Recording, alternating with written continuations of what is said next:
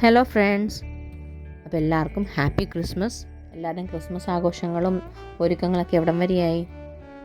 നമ്മുടെയും ചെറിയ ചെറിയ ഒരുക്കങ്ങളാണ് ഇന്ന് വീഡിയോയിലൂടെ കാണിക്കുന്നത്. നമ്മൾ വേറൊന്നും ചെയ്യുന്നില്ല, ഒരുപാടൊന്നും ചെയ്യുന്നില്ല. നമ്മളൊരു പുൽക്കൂട് ഉണ്ടാക്കുന്നുണ്ട്. അതാണ് ഈ ചെയ്യുന്നത്. ഈ പുൽക്കൂടിൻ്റെ പ്രേരണയാണ് അച്ഛൻ്റെ ബാക്കിൽ നിൽക്കുന്ന ആൾ കല്ലു. അവൾക്ക് വേണ്ടിയിട്ടാണ് ഇത്തവണ പുൽക്കൂട് ഉണ്ടാക്കുന്നത് തന്നെ.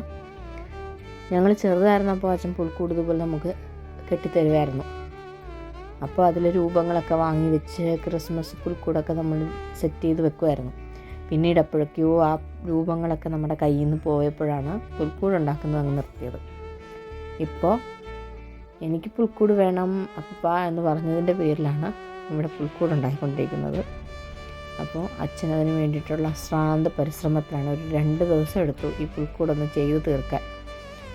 അങ്ങനെ എവിടെ നിന്നൊക്കെയോ പുല്ലൊക്കെ പറിച്ചുകൊണ്ട് വന്നു, അതിനകത്ത് പുല്ല് മേഞ്ഞു, കച്ചിൽ വിരിച്ചു, അങ്ങനെ പുൽക്കൂട് മൊത്തത്തിൽ സെറ്റ് ചെയ്തു. അതാണ് ഒരു പഴയ ഓർമ്മകളൊക്കെ പൊടി തട്ടിയെടുത്തൊരു ഫീലുണ്ട് ഇപ്പോൾ. അതിനുശേഷം ഇതിനകത്ത് വെക്കാൻ രൂപങ്ങളൊന്നും ഉണ്ടായിരുന്നില്ല, എല്ലാം വാങ്ങിച്ചു. കല്ലും എല്ലാം പറക്കി അപ്പൂപ്പന് കൊടുക്കുന്നുണ്ട്. അപ്പൂപ്പനാണ് അതെല്ലാം സെറ്റ് ചെയ്ത് വെക്കുന്നത്. അങ്ങനെ അവർ രണ്ടുപേരും കൂടിയാണ് പുൽക്കൂടിൻ്റെ ബാക്കി പണികളും അലങ്കാരപ്പണികളും എല്ലാം പൂർത്തിയാക്കിയത്. കല്ലൂന് ഇതെല്ലാം പുതുമയായിട്ടുള്ളൊരു കാഴ്ചകളൊക്കെയാണ്. കല്ലൂനിങ്ങനെ ക്രിസ്മസ് രൂപങ്ങൾ വെക്കുന്നതോ ഇതൊന്നും കുഞ്ഞ് കണ്ടിട്ടില്ല. അവളുടെ ഒരു ഫസ്റ്റ് എക്സ്പീരിയൻസ് എന്ന് വേണമെങ്കിൽ പറയാം. ഞാൻ മറ്റേ കാർഡ്ബോർഡിൽ പുൽക്കൂട് ഉണ്ടാക്കിയിട്ടുണ്ടെങ്കിലും അതിലെ രൂപങ്ങളെല്ലാം നമ്മൾ കളർ പ്രിൻ്റ് എടുത്തിട്ട് ഒട്ടിച്ച് അങ്ങനെയൊക്കെ വെച്ചിട്ടുള്ളതാണ്. ആ വീഡിയോ ചാനലിൽ കിടപ്പുണ്ട്, കാണാത്തവരൊന്ന് കയറി കണ്ടേക്കണം കേട്ടോ. ഇപ്പോൾ ലൈറ്റൊക്കെ സെറ്റ് ചെയ്തു, സ്റ്റാറൊക്കെ തൂക്കി, മാലാഖയൊക്കെ തൂക്കി.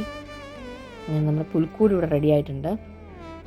എല്ലാവർക്കും ഇഷ്ടമായി എന്ന് വിചാരിക്കുന്നു. ഇതാണ് നമ്മുടെ പുൽക്കൂടിൻ്റെ ഫൈനൽ ലുക്ക്.